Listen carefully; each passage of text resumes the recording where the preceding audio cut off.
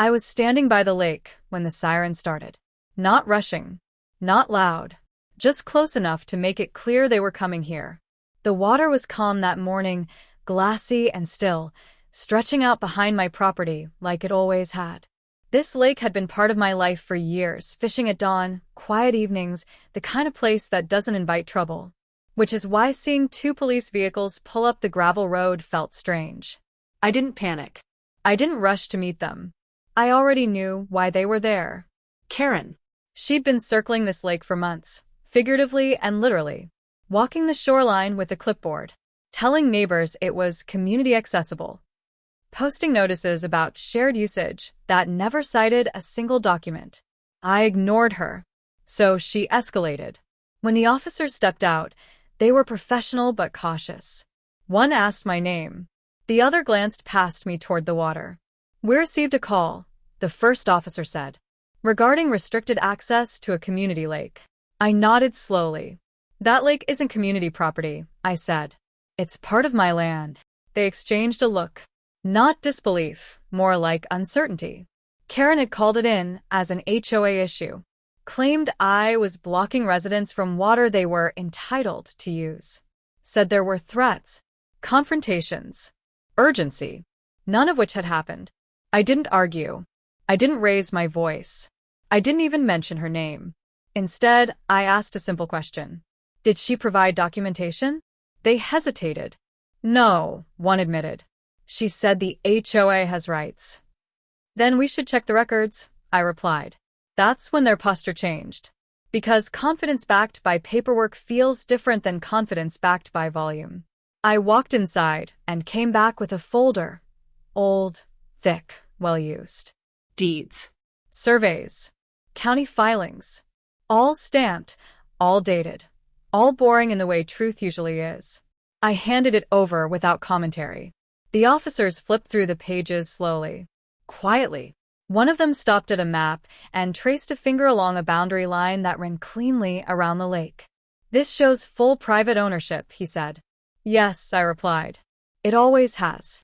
They asked if I'd blocked access recently. "I installed a gate on my own road," I said. Nothing more. No threats. No confrontation. No drama. Just property. They thanked me, said they'd follow up. And before leaving, one of them asked something that told me this wasn't over. "Is the HOA aware of this?" I smiled, not out of satisfaction, but certainty. They're about to be. I didn't hear from the police again that day. But I did hear from Karen. Not directly, of course not. She preferred official channels. Emails. Notices. Posts in the HOA group chat written like announcements from a small government. By that evening, a message went out to the entire community. It said the HOA was addressing a dispute regarding lake access and asked residents to remain patient while legal clarification was pursued. Legal clarification. That was new. The next morning, laminated signs appeared near the trailhead that led toward my land. Community Lake. Access under review. No logo. No citation. Just implication. I took photos. Logged the time. Then removed them. They were on my property. Within an hour, Karen emailed me directly for the first time. Her tone was stiff, formal, and carefully condescending. She claimed the lake had always been understood as a shared resource, that residents had used it for years, that my gate was disruptive, and that the HOA would be seeking immediate relief. I replied with one sentence. "Please direct all further communication to my attorney." That's when things escalated. The HOA filed an emergency motion claiming temporary access rights to the lake. They argued precedent, usage, and community reliance. They attached photos of residents standing near the shoreline, as if presence created ownership. It didn't, but they tried anyway. The judge scheduled a hearing faster than I expected. Karen showed up with a binder thick with complaints and printouts. She spoke first. Confident. Loud. Certain.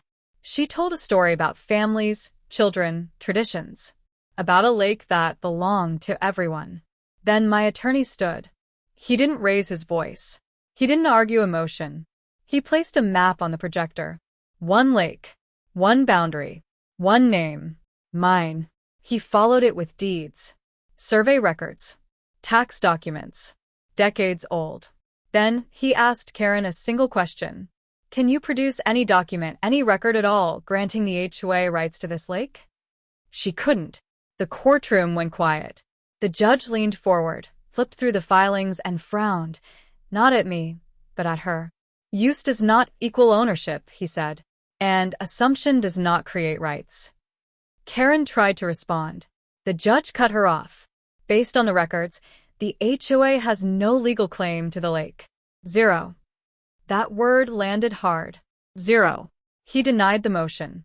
Ordered the HOA to remove any signage implying community access, and warned that further attempts could be considered harassment. Karen sat down slowly. For the first time, she wasn't confident. She was cornered by facts. The ruling didn't spread through the neighborhood loudly. It didn't need to. By the time I got home from the courthouse, 3 people were already standing near the trailhead, reading the blank space where the HOA sign used to be. No one asked me questions. They didn't have to. The lake looked exactly the same as it always had. Calm. Still. Unbothered. But the atmosphere around it had changed. That evening, the HOA sent another email. Shorter this time. Carefully worded. It stated that following judicial clarification, the HOA would be adjusting its position regarding lake access. Residents were asked to respect private property boundaries going forward. No apology. No explanation. Just retreat. Karen didn't sign the email. The next board meeting was announced as members only. Closed session. Agenda withheld. Again. This time, people noticed. Neighbors started reaching out privately. Some embarrassed. Some relieved. A few angry. Not at me, but at the board for pushing a fight they couldn't win. One man told me his family had been fined the year before for unauthorized lake use. He asked if that meant the fine was invalid. I told him to talk to an attorney. I wasn't there to collect grievances. I was there to protect my land. A few days later, the police returned, but this time, not because of a call. They came to follow up. They asked if anyone from the HOA had contacted me again. If there had been any attempts to access the lake. If any new signs had gone up. I told them no, because after the ruling, something shifted. Karen stopped walking the shoreline. Stopped posting notices. Stopped replying in the group chat. Authority looks very different when it's been publicly corrected. The gate stayed closed. The water stayed quiet.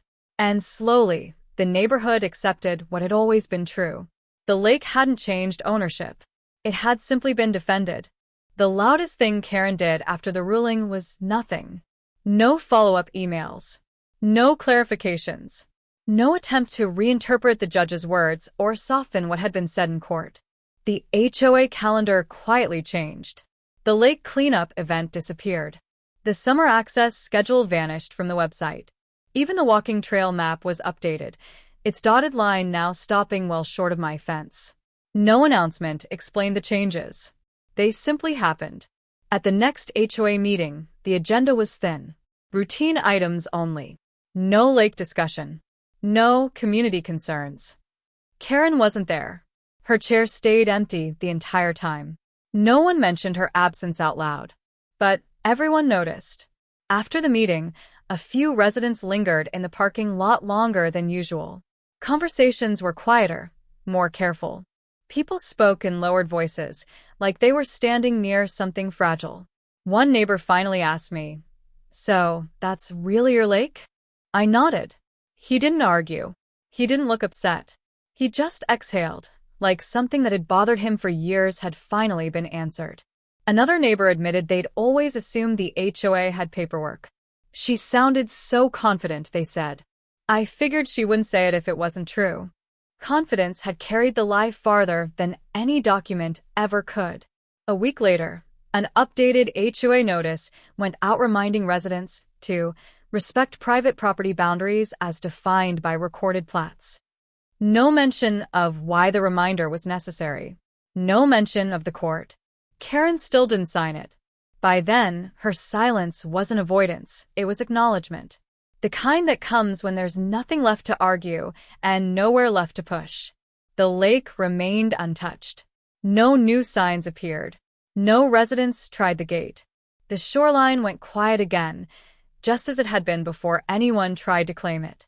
And that's when it became clear. The ruling didn't just end a dispute. It ended a habit. The habit of assuming authority where none existed. The habit of letting volume replace proof. The habit of believing that saying something often enough makes it true. Silence took over where noise had failed. And in that silence, everyone finally understood where the boundary really was. A month later, the lake looked exactly the same. Same shoreline. Same still water at dawn. Same quiet evenings where the only sound was wind moving through the trees. But everything around it was different. The HOA stopped talking about shared resources. Their emails shifted tone, less demanding, more cautious. Words like must and violation were replaced with request and coordination. Even the board meetings grew shorter. Karen never returned to the shoreline. Her name eventually disappeared from official messages, replaced with an acting representative. No announcement. No explanation. Just absence. And that absence spoke louder than anything she'd ever posted. Neighbors adjusted quickly. Some apologized. Others avoided the topic entirely. A few admitted they'd always wondered who actually owned the lake but never questioned it, because authority had sounded confident enough. That was the real lesson. Most overreach doesn't survive scrutiny. It survives silence. The judge's ruling didn't just protect my lake. It reminded everyone where power actually comes from, not from titles or assumptions or loud voices, but from records, boundaries, and the law. The gate stayed closed. The water stayed private. And peace returned, not because someone won, but because truth had finally been acknowledged. I still walk the shoreline most mornings. Not to guard it, not to prove anything, just to enjoy what was always mine. Because when authority forgets its limits, it doesn't need to be challenged loudly. It just needs to be checked. And once it is, everything settles back into place, quietly.